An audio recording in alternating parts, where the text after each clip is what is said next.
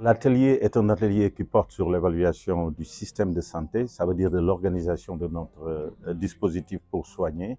et en même temps de notre politique de santé, ça veut dire la façon dont nous pensons la politique et nos priorités et les moyens et la manière de faire. La deuxième chose, c'est que nous l'avons fait à la suite de 24 mois, donc 2 ans de travail soutenu, une cinquantaine de professeurs agrégés, tous les acteurs de la santé, du Badjinougour au directeur des hôpitaux en passant par les sociétés savantes et les agents communautaires de santé. Donc tout le monde a été consulté pour répondre essentiellement à des questions relatives à la pertinence de notre système et de notre politique de santé, à la question relative à l'efficacité de notre système de santé et à notre politique de santé, et enfin à des questions de souveraineté sur notre politique de santé. Donc nous avons interrogé à travers 17 commissions toutes les grandes questions sur, par exemple, l'intégration de la chaîne chirurgie REA et anesthésie. Nous avons interrogé des questions comme les équipements et les dispositifs biomédicaux. Nous avons interrogé les nouvelles dimensions oubliées de la politique de santé comme le One Health à la suite des maladies, à la suite des zoonoses que nous avons connues comme le Covid. Nous avons posé la question des urgences médicales sur l'ensemble des territoires et la question des crises,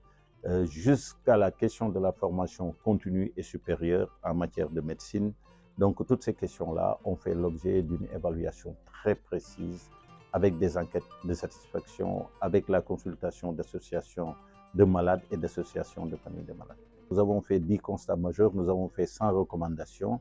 et nous espérons que le gouvernement, le président de la République et son gouvernement mettront en œuvre le plus rapidement possible les actions nécessaires pour réaliser ou en tout cas appliquer les recommandations qui ont été édictées par un groupe d'experts indépendants et crédibles et très spécialisés dans leur domaine. Et je rappelle que c'est la première fois dans l'histoire du Sénégal que nous faisons une évaluation de politique publique intégralement. Et nous avons commencé par la santé parce que c'était la volonté du président de la République de s'interroger sur la santé. Cette évaluation nous a permis de mettre en exergue tous les défis auxquels nous aurons à faire face, notamment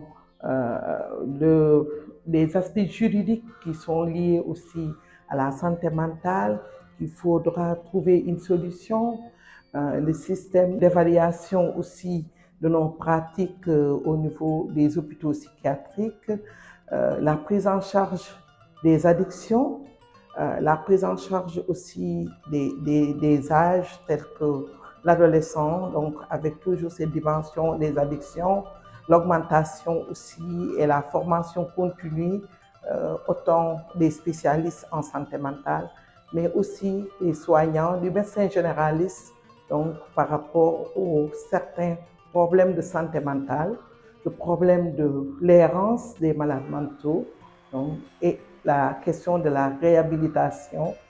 des malades dans le long terme, avec une réintégration sociale au sein de leur famille. Franchement, remercier la commission d'évaluation des politiques de santé, le président Sall, Ibrahima Sall, et au-delà de sa personne, remercier le président de la République qui lui a confié ce travail et que notre grand souhait, c'est que ces recommandations qui ont valu des heures, des années de travail puissent être appliquées et que c'est pour le bien de nous tous parce que nous aussi, on est des personnes, on est de ce côté-là en tant que soignants, mais un jour, on va se retrouver en tant que malade. Donc, il faut faire le bien partout, quel que soit le côté où on se trouve.